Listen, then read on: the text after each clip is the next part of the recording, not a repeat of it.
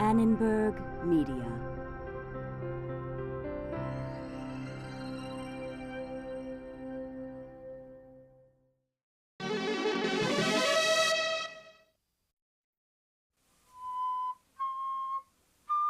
What does playing the flute have in common with working on an assembly line? Why would a baby be scared of a gentle rabbit?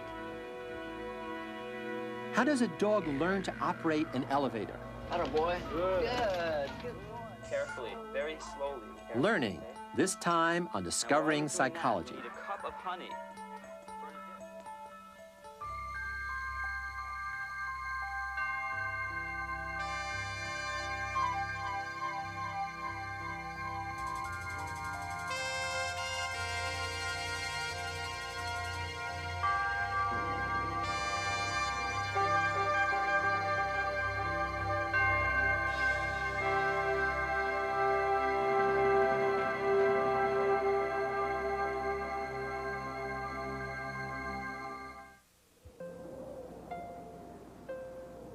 For every animal, the name of the game is survival. The rules are simple. Find food and drink.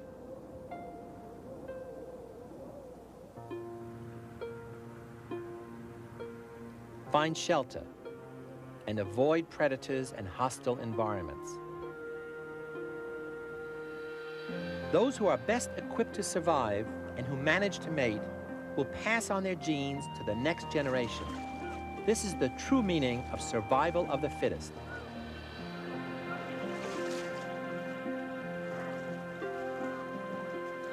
Fortunately, nature lends a helping hand. It provides animals with a set of built-in, inherited skills that function at birth or shortly thereafter. These skills are called reflexes. Some reflexes, like sucking, provide necessary biological supports. Other reflexes are ready-made, swift, and simple reactions to stimuli that pose a potential threat.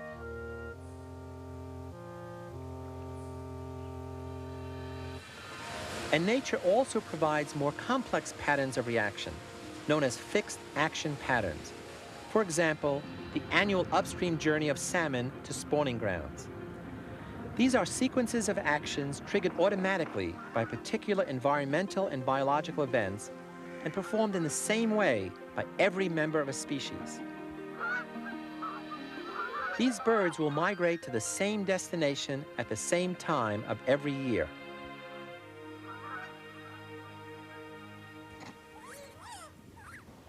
When we take a look at animals that are more evolved, we find their behavior is less the replaying of the same old song and more a series of variations from individual to individual. The behavior of these animals is more adaptive to changing circumstances because of their capacity for learning. Learning is the way that a species profits from its experience. It's the mechanism by which past experience guides future behavior. This is true for humans as well as other animals. For humans, learning covers a wide range of activities, from acquiring a different language to studying in school. Yo hablo. From playing sports to playing the flute.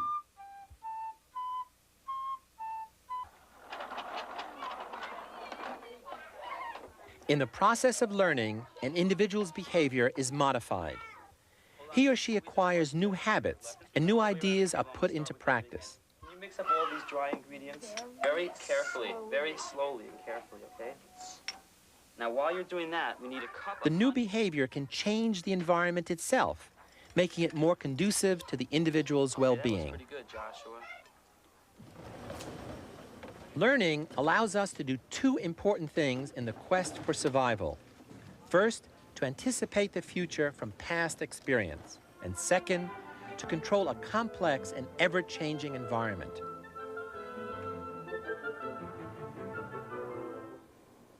Traditionally, learning has been studied in laboratories like this one, using animals as subjects.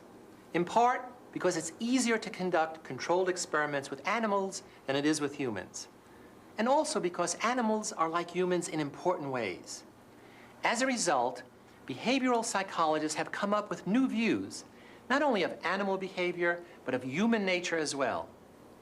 And these views all concern a process that we take for granted, learning, because we are all truly born to learn. Ironically, one of the most important figures in the study of learning, Ivan Pavlov, wasn't concerned with the subject at all, at least not at first. Pavlov, a noted Russian scientist, won the Nobel Prize for Physiology and Medicine in 1904. As this original footage shows, Pavlov was initially interested in digestion and the action of the salivary glands. By diverting the saliva of dogs into test tubes, he could precisely measure if and how much they salivated during digestion. When food was presented, the dog salivated quickly, an inherited salivary reflex. But over repeated testings, a strange thing happened. The dog salivated before contact with the food. Just the sight of the food was enough to stimulate their drooling. Then, just seeing the food dish, or even hearing the footsteps of Pavlov or his assistants, was enough to trigger this built-in reflex. What was going on to elicit this response? Pavlov decided to find out by systematically varying the stimuli and measuring the dog's reaction. Metronomes, lights, and bells were all used as stimuli, and they all worked as stand-ins for the food. What mattered was not the kind of stimulus that was used, but the fact that it reliably signaled that food was on the way. Pavlov had discovered a fundamental type of learning called classical conditioning. An original stimulus elicits an automatic unlearned response. Both stimulus and response happen naturally. They are unconditioned. Then a second, neutral stimulus that never elicits the unconditioned response by itself is introduced just before the presentation of the original stimulus.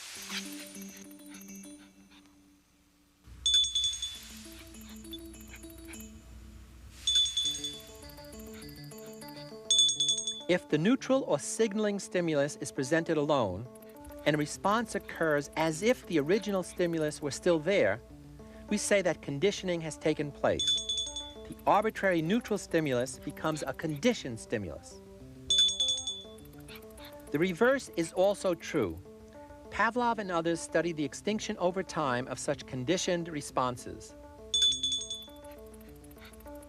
When the subject learns that the conditioned stimulus no longer signals a desired event, the acquisition process is reversed, as the learned connection is gradually weakened.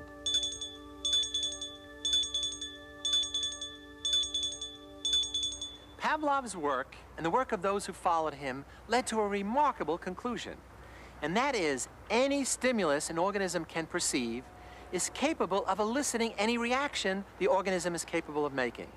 This means that virtually any sound, sight, or smell can influence the way our muscles tense or relax, our moods fluctuate, or even the way our attitudes are formed. For instance, if I say, relax, and then do this, you're going to be startled and upset. After 5 or 6 pairings of relax, just saying the word relax is going to generate a negative response rather than its usual learned reaction. Classical conditioning can be so powerful, in fact, that it can actually make us sick by suppressing the body's immune system. The immune system is a complex network of specialized organs and cells that protect the body from disease. It releases antibodies to destroy or contain dangerous bacteria, viruses, and other invaders. When the immune system is conditioned not to work, the results can be devastating. At the University of Rochester Medical School, researcher Robert Ada and his colleague Nicholas Cohn conditioned rats to dislike something they usually like very much, the taste of saccharin-flavored water. Ada discovered he had also unintentionally conditioned the rat's immune system to shut down. We were pairing a saccharin-flavored drinking solution with an agent that produced a temporary stomach ache in rats using a drug called cyclophosphamide. And indeed, we found, as we expected, that the more of the saccharin they consumed, the stronger was the aversion to the taste of saccharin when it was paired with this drug that made them sick. Over a month's time, giving these animals repeated exposures to saccharin instead of their usual water, some of the animals died. Now, this was an experiment in which animals should not have died. There was no reason for them to have died. And when this happens in an experiment when it's not supposed to, this is troublesome. You look for a reason why. It turns out that the drug we were using to induce this taste aversion is a powerful immunosuppressive drug. It suppresses immune responses. At the same time that we were conditioning the behavioral response, which was avoidance of the saccharin, we were also conditioning the effects of the drug, that is, an immunosuppressive response. Every time the animal was exposed to saccharin, there was an aversion response, and there was also a suppression of the immune system. So even the immune system may be influenced by conditioning. We can learn to become sick and possibly die. Classical conditioning is not the only kind of conditioning. While Pavlov had shown the importance of learning relationships between two stimulus events, an American psychologist named Edward Thorndike pioneered the study of another kind of learning around the turn of the century. Thorndike was interested in how individuals learn solutions to the complex puzzles the world devises. How do we and other animals learn the habits and new skills that enable us to find our way through life's mazes? By carefully observing, measuring, and quantifying the performance of experimental animals, Thorndike discovered the type of learning we call instrumental conditioning. Thorndike's animals worked by trial and error. The actions that brought reward, that is, the actions that were instrumental to achieving a goal, became learned. To Thorndike, it's the consequences of what an individual does that most influence the learning process. Thorndike's law of effect states that learning is controlled by its consequences. Those behaviors followed by good consequences are selected and repeated, while those leading to bad consequences, or no consequences at all, are not repeated. Another American psychologist who was greatly influenced by Pavlov was John B. Watson. Watson believed that learned, observable behavior was the only thing in psychology worthy of scientific study. He attacked the doctrines of inherited traits and instincts as the cause of behavior. Instead, he spoke of the unlimited power of conditioning and environmental control to mold the behavior of animals and humans alike. To study the power of conditioning, Watson used infants as subjects, as you can see in this original footage from the 1920s. Watson showed that strong emotions could be learned in one situation by conditioning and then generalized, that is, transferred to other similar situations without having to repeat the original conditioning.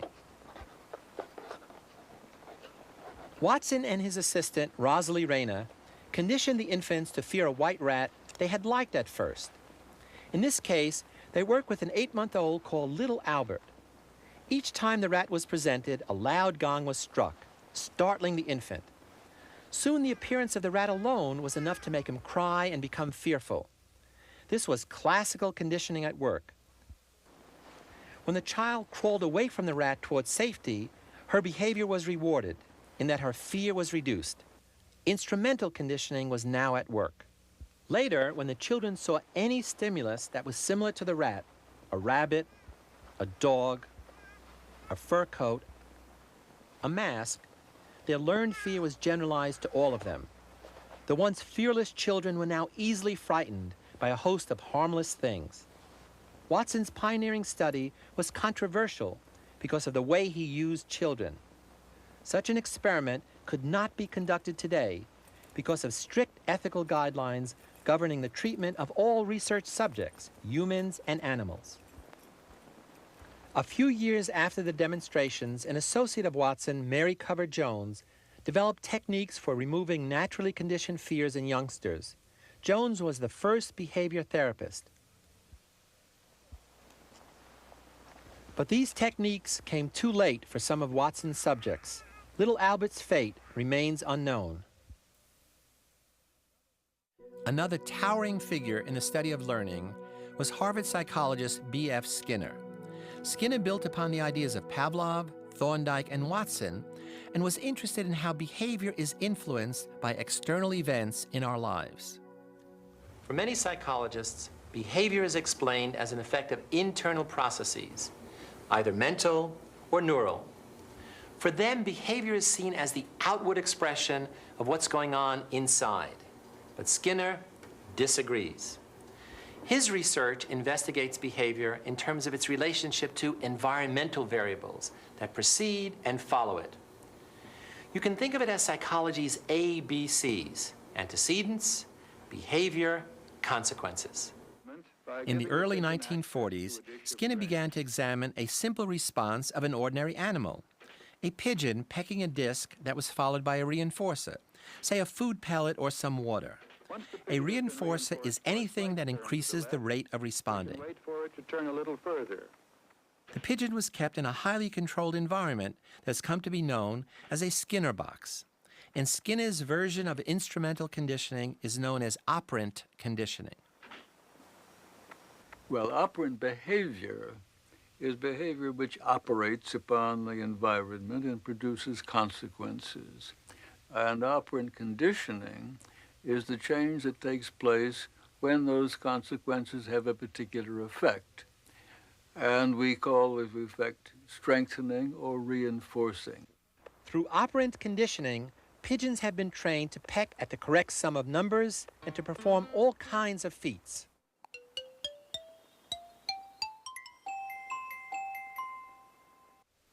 Operant conditioning is one important aspect of learned behavior. But in Skinner's view of psychology, all learned behavior can be stripped down to the relationships between the behavior, its antecedents, and its consequences. He believes that any behavior that is followed by a consequence will change in its rate of occurrence in direct relationship to changes in the consequence. Today, psychologists are pushing the limits of operant conditioning beyond the Skinnerian model.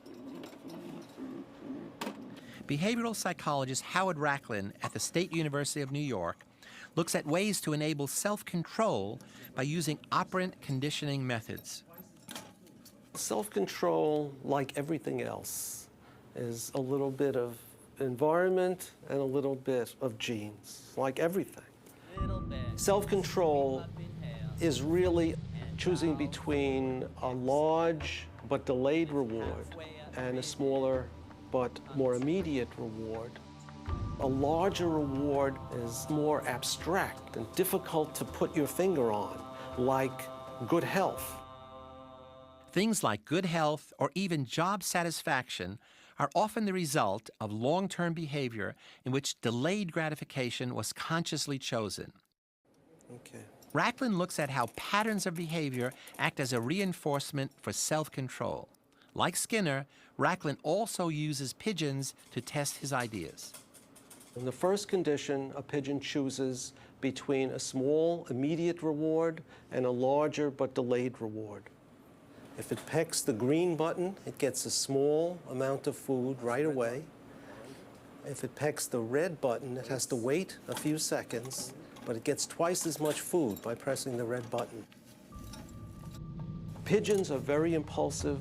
Almost 100% of the time, pigeons will go for the smaller, immediate reward. In another condition, we'll say to the pigeon, instead of pecking the key just once to get that reward, you have to peck the key 15 times. And when we ask the pigeon to peck the key 15 times to get either reward, it will start pecking on the key leading to the larger reward. So when it only has to peck once, it's right up against the small reward, and it takes the small reward. Whereas if you put the pigeon back and it has to peck 15 times, it sees the rewards as they are. And seeing the rewards as they are, it starts pecking the key that leads to the larger reward. Racklin demonstrates that following the 15th peck on the green button, the pigeon receives a small but immediate reward of food. The case is different with the red button. After the 15th peck on the red button, the pigeon has to wait an additional 4 seconds, but the reward is larger. The pigeon chooses the red button, leading to the larger delayed reward, illustrating that a pattern of behavior can reinforce the choices that lead to self-control. The rewards of self-control are very hard to pin down, very hard to isolate, and they're not simply the sum of a bunch of instants. Just like listening to a song is not simply the sum of a bunch of notes. It's some abstract relationship. A song is a certain relationship, and that relationship takes time to occur. And these rewards are like songs in that sense. They take time to occur, and they're not simply the sum of a bunch of instants. Racklin believes that recognizing alternatives to a particular behavior helps to change that behavior. For instance, if we want to stop smoking, it is not enough to take away the cigarettes. You need to reinforce the potentially larger but delayed benefits of not smoking, such as experiencing better health, having more money, and increased social approval. The difference between my view and Skinner is that we not only look at the consequences of the specific act that we might want to change, but also the alternatives. We focus on both of those because sometimes the best way to manipulate a certain behavior is not to work on the behavior itself, but to work on the alternatives. Operant conditioning has been applied in several settings beyond the research laboratories where it was first discovered. These are not mechanical devices. These are dogs. That means that they don't always do everything perfectly every time. This promotional film shows a San Diego training program called Canines for Independence. Using behavioral principles, these dogs have learned to assist in the care of disabled patients. Desired behaviors are reinforced by means of operant conditioning until the dog learns a new routine in which a complex sequence of responses are chained together. So I got him to jump up on the table, and it took me about 3 or 4 times telling him what I wanted. And then he got it and handed it to me. And now he just does it all the time. It is just one command for him to get it. Now I don't have to The dogs learn to retrieve objects. They learn to pull wheelchairs and even push elevator buttons. Atta boy. Good boy. I didn't know it was going to be like this when I first started, but after I went through it, it's all come true. After learning all these commands, everything that I've learned, it's working. It's all working. We've seen some of the ways in which individuals learn how to change their situation. But what happens if they learn that nothing makes a difference? What happens if they learn to give up entirely?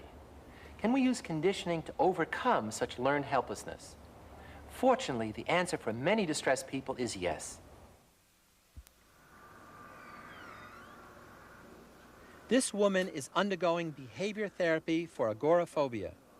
Agoraphobia, the fear of public places, imprisons untold numbers of people, mostly women, in their homes. That's good. Let's take that deep breath. That's good. We're going to do one more step. The unique feature of this behavior therapy is its pragmatic focus on directly changing the problem behavior, the individual's symptoms. There's no attempt to find out what caused the behavior, only identifying and changing the sources of reinforcement that keep it going in the wrong direction. The problem is treated by learning to cope with a fearful emotion and by arranging new positive consequences for the desired behavior. So learning can be positive and it can be negative. But whatever we learn, whether it's the reinforcing consequences of our behavior or the futility of our actions, something more than behavior is changed. There's also a change in our knowledge. And for that knowledge to direct our future actions, it must be remembered, which means somehow it must be registered in our memory and called into play upon demand. Learning without memory is impossible. Memory without learning is useless. So next time, we'll look at how we remember and why we forget. I'm Philip Zimbardo.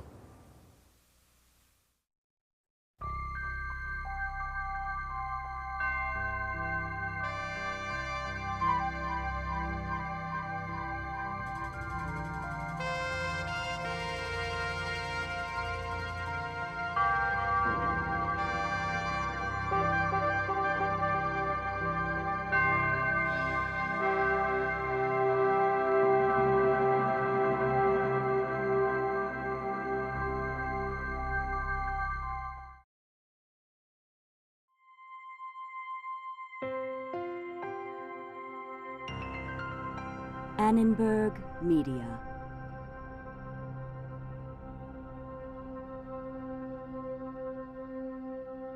For information about this and other Annenberg Media programs, call 1-800-LEARNER and visit us at www.learner.org.